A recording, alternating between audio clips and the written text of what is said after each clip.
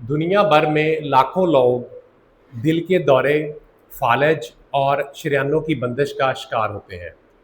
और अक्सर लोग पहले यही ख्याल करते थे कि इसकी बुनियादी वजह कोलेस्ट्रोल है।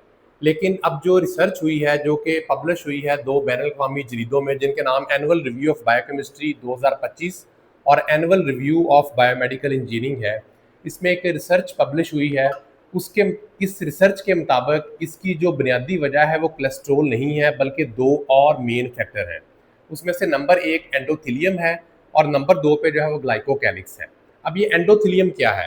एंडोथेलियम बेसिकली ये देखें, जैसे आपको नज़र आ रहा है, ये एंडोथेलियम, ये इसकी जो खून की नाली की अंदरूनी तह है, इसको हम एंडोथेलियम बोलते हैं। ये एंडोथेलियम 3 मेन फंक्शंस इसके हैं एंडोथेलियम के। इस एंडोथेलियम में नाइट्रिक ऑक्साइड पैदा करती है एंडोथेलियम, और इस नाइट्रिक ऑक्साइड की वजह से जो खून की नालियाँ हैं वो खुली रहती हैं। इसकी वजह से ब्लड प्रेशर कंट्रोल रहता है और ये खून की रवानी जो है वो बरकरार रहती है और खून जमता नहीं है। तो इस एंडोथेलियम के 3 मेन फंक्शन हैं। खून जमता नहीं है, खून की रवानी बरकरार रहती है और ये ब्लड प्रेशर कंट्रोल करती है। उसके बाद इस एंडोथेलियम के ऊपर एक हिफाजती डाल है, एक प्रोटेक्टिव लेयर है, जिसको हम ग्लाइकोकैलिक्स बोलते हैं। ये ग्लाइकोकैलिक्स अगर खुदा न खास्ता डैमेज हो जाए तो इसकी वजह से क्या होता है? इसकी वजह से ये होगा कि नाइट्रिक ऑक्साइड की प्रोडक्शन कम हो जाएगी। जब नाइट्रिक ऑक्साइड की प्रोडक्शन कम होगी तो वेज़ोडायलेशन नहीं होगी। खून की नालियाँ जो हैं वो रिजिड हो जाएँगी। जब ये रिजिड हो जाएँगी और एंडोथेलियम डैमेज होगी, तो इस डैमेज एंडोथेलियम के अंदर जो हमारा कोलेस्ट्रॉल है, जिसको हम एलडीएल भी बोलते हैं, ये कोलेस्ट्रॉल के छोटे-छोटे पार्टिकल्स इन डैमेज वेसल्स के अंदर आकर जमा होने शुरू हो जाएँगे।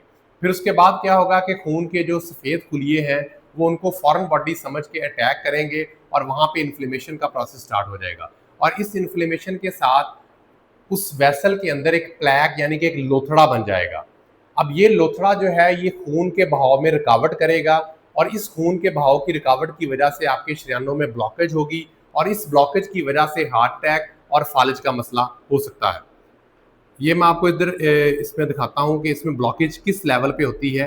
ये देखें, ये जो है ये कोलेस्ट्रॉल के छोटे-छोटे ज़र्रे जमा, इसके जो ज़र्रे हैं वो एंडोथेलियम जहाँ पे डैमेज हुई है वहाँ पे जमा हो गए हैं और इसके बाद ये ब्लड वेसल नैरो हो गई है, तंग हो गई है। अब ये जो ब्लड आ रहा है ये इधर आके जमना शुरू हो जाएगा। जब ये जमना शुरू हो जाएगा तो ये ब्लड वेसल जो है कॉन्स्ट्रिक्ट हो जाएगी और इसके बाद इसमें ब्लॉकेज होगी और ब्लॉकेज के बाद खुदा ना खासा हार्ट अटैक और फालिज का सामना करना पड़ सकता है।